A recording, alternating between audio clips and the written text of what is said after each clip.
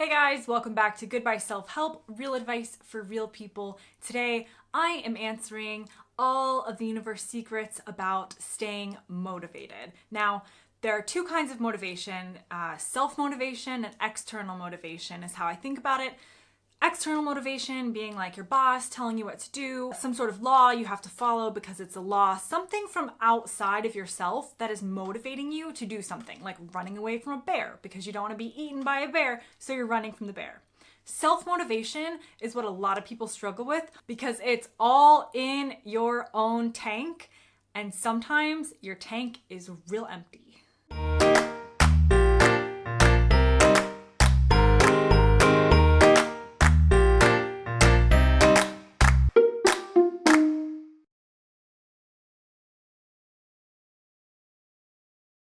I am such a believer in self-motivation, A, because it's the way I get everything done, but B, because I really feel like if you can't master any level of self-motivation, you are continually at the whims of other people and other processes to get what you want done. And at the end of the day, if all you want to do is have a 9-to-5 job and your motivation is you'll be fired if you don't show up at 9, then that's great. Good for you. You can let that be your life. But for me and for you probably watching this, I aspire more than just to listen to a boss tell me what time to come into the office. I have things I want to do. I run multiple websites in terms of travel, food websites, and ones like this, goodbyeselfhelp.com. I've self-published a book. I run online events. I run a Facebook group of 5,000 people.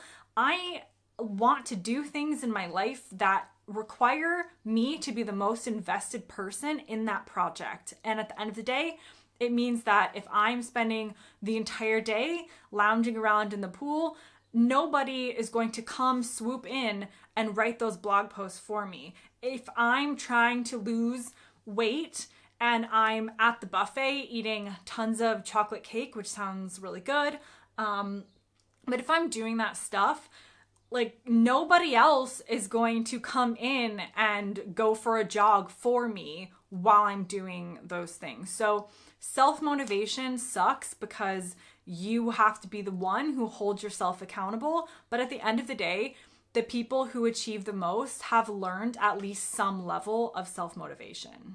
But how do you stay and become self-motivated, especially if you're somebody who likes external rewards or punishments? Tip number 1 for me is determine your why before you start. So if I'm wanting to lose weight, let's say, I'm not just wanting to lose weight to fit into my clothes or because I don't want other people to think about me a certain way or because of lowering my cholesterol.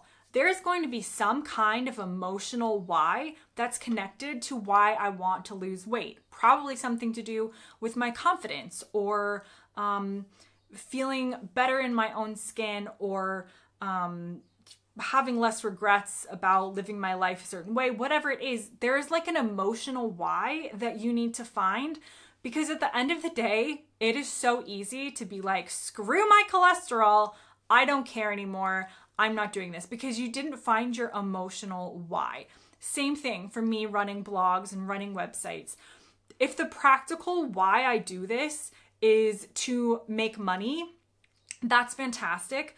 But when it gets hard and when I'm tired and when I don't feel like doing anything and when the blog is failing and nothing is going my way, what is going to make me show up and continue working on it? Not making money, because what if it stops making money? What if there's a Google algorithm update which is completely destroys my current rankings? I need an emotional why, and for me, my emotional why is because I want the freedom that comes with making money online, and I also enjoy the feeling of helping other people, and you can't take that away from me. So at the end of the day, that pursuit of the freedom is very emotional to me. And also the helping of other people is a really emotional why I keep going. And that is why when I'm so tired and the last thing I want to do is write a blog post, I sit down and I write the blog post because I have that emotional why inside me. Next tip. accept the time it takes to build habits. So if you're somebody who's not typically self-motivated, I honestly view this as a kind of habit that you need to build within yourself. You cannot go overnight from being somebody who's externally motivated to the very next day waking up and being a completely different person. Again, this channel is called Goodbye Self-Help because I'm so tired of these gurus who promote this idea that those changes happen overnight. You might have a change of heart overnight or an instantaneous change in your attitude towards something, but this is a habit. You have to work at it. You have to take the time it takes to build that habit into your life and to learn to be self-motivated. So if you want to be self-motivated, but you're finding that you're failing at motivating yourself, you have to just continually bring yourself back to that why and try again. Try better the next time, do better the next time. And over time, it will be easier to be self-motivated because you will find the success and the accomplishment you feel once you motivate yourself to do something instead of waiting on somebody else. But it probably won't happen overnight, and it really does take time. So accept the length of time it's going to take to learn to be self-motivated if you're not already. Don't think that you can just snap your fingers and overnight you're gonna be the world's most gung-ho, self-motivated, productive person who's never gonna watch Netflix again and who is never gonna do anything besides things that are good for you, because A, that's not even attainable, B, that doesn't even sound fun, and C, that's not how it works. My next tip is to come up with your own rewards and punishment scheme. So when I say external motivation, I'm not saying that you can't have your own rewards and your own punishment if you don't do something. I'm simply saying that that stuff doesn't rely on somebody else, like a coach or a boss or a parent, telling you this is the punishment, this is the reward. You have to hold yourself accountable, set your own goals, and set your own rewards and your own punishments. I love a reward. I tell myself, if I write 5 blog posts today, then I will watch an hour of Gilmore Girls, or I will have a tub of ice cream. Well, maybe not a whole tub, but depends on how I'm feeling that day. But you can motivate yourself with these kinds of things. You just have to be the ultimate one who implements them. And if you say, hey, if I don't reach this goal by the end of the day, then I'm gonna have to tell my friend I can't come over this weekend. You have to learn to stay true to that, and you have to be the one who doesn't cave. So you take that external motivation, bring it internal. You are both the person who is working towards something, and you are also the person who is implementing that rewards and punishment scheme. And this is why I say that you have to accept that habit building takes a long time. So it might be that you cave in the beginning and you're pretty bad at holding yourself accountable to these rewards and punishment. But over time, once you see the success that comes from this way of working, it will get so much easier. Next tip, break your time down into little chunks. Little. If you can only keep yourself motivated for 5 minutes, then you run with that. You say, I'm going to spend this 5 minutes doing XYZ. I'm going to spend 5 minutes cleaning my room. I'm going to spend 5 minutes uploading pictures to this blog post. If that is all you have in you, then you go for it. Some of us can do a bit longer, so maybe 30 minutes, or you say, okay, I have the self-motivation to sit here for 1 hour and film 3 YouTube videos for my channel, or write 5,000 words for my novel. Whatever it is, you just have to chunk it down, because at the end of the day, you can't keep going for 10 hours self-motivated with no breaks and no recharge periods.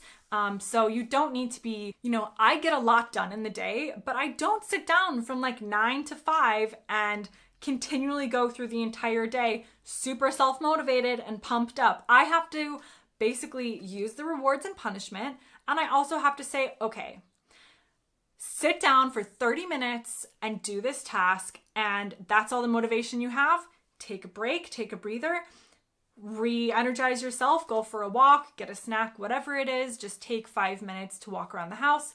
Now I'm motivated to do the next 30 minutes. You can break it down into smaller chunks. My next tip is to keep a to-do list. I am so tired of people who say that to-do lists don't work for them and then complaining that they're not successful or they're stressed or they didn't get anything done.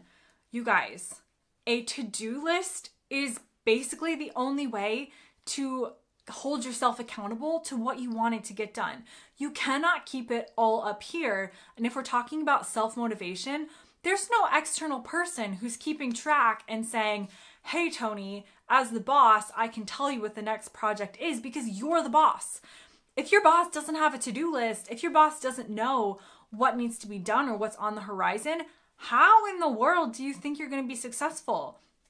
I know some people feel that it's regimented, and if I'm doing like a creative project, then maybe I don't have a to-do list because I know my ultimate to-do is to, I don't know, write a novel or film a YouTube video. I don't have to like chunk it down and say, start talking and then talk some more. But when it comes to your overall like day-to-day tasks, how does anyone, you can't accomplish anything if you don't know what you're trying to accomplish. So even if you hate to-do lists, I'm sorry, you're interested in learning how to be self-motivated. A to-do list allows you to write down what needs to be done and ensure that you are checking it off and holding yourself accountable. You don't have to call it a to-do list. You can call it another kind of list. You don't have to write it down. You could put it in your computer. It doesn't have to be a list. It could be some sort of like mind map, but the stuff that you want to get done needs to be somewhere because otherwise your brain will just be constantly overloaded and trying to keep all the stuff you want to do, and then you'll get nothing done, which is not what we're going for. Here's another tip. Find what inner voice you listen to the most.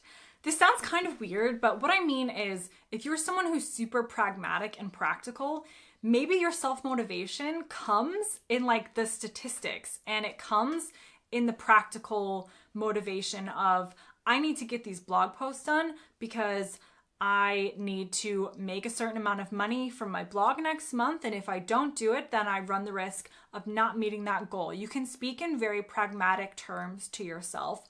Or you might be somebody who listens to your inner voice that's like an inner cheerleader, or I guess an inner like really sad, lying on the floor, regretting their life person. If you relate to the emotions, whether it's positive or negative, then use that inner voice when self-motivating. You might not motivate yourself by saying, hey, I want to make $100 from my blog next month, so I want to write this blog post. You might motivate yourself by just being like, you can do it, you can push through, you can do anything, whatever it is you need to do. Find that part of your inner voice that you listen the most to and use that to motivate yourself. A coach who's coaching you would also try and figure out what kind of technique and what kind of voice you need in order to succeed. You're doing the same thing just to yourself. And who knows you better than yourself? Nobody. So self-motivation can actually be easier than having somebody else try and figure out how to talk to you, because at the end of the day, you know how to talk to yourself in order to be successful. And my last tip for staying self-motivated and learning how to be self-motivated is you have to talk to yourself like you're talking to a friend. Even though I've talked about using punishments in order to help yourself, I don't mean punishments like telling yourself you're stupid and you suck and you're never going to achieve anything and blah, blah, blah, blah, blah. I mean like if the punishment is you can't go to your friend Rachel's house because you didn't get your YouTube video done, then you have to say to yourself, oh man, really sorry, but we have to keep ourselves accountable here. You didn't finish this, and so we don't have time to go to Rachel's house. You don't need to like launch into a tirade of how horrible a person you are and how you're never going to succeed. That negative self-talk has no place in self-motivation unless it is for a very specific firing you up to change your life kind of attitude, which is not really what we're doing on a day-to-day basis. You cannot go around on a day-to-day basis belittling yourself, calling yourself names, calling yourself stupid. Like, you are your own, you have to be your own best friend in this world, because at the end of the day, no matter how much you think you can trust anybody else or how much anybody else cares about you, you have to be the one who cares about yourself the most in order to find that healthy self-esteem and confidence. So you have to talk to yourself kindly. It can be sternly. You can be disappointed in yourself if you didn't reach your goal, but you can't go talking to yourself in a horrible way and making you feel worse about yourself. If you do struggle with this, think of yourself as a friend, and I'm talking to a friend, and what would I say to a friend in order to motivate them and in order to help them move on from this situation? You don't have to be like, oh, it's totally fine, it's all good, you don't have to worry because you're so nice and you're just gonna be so successful and you're the best and everybody wants to be like, you don't have to go over the top. You can be pragmatic, and you can keep yourself accountable, and you can be disappointed in yourself, but you cannot let that get to the point where you are tearing yourself down.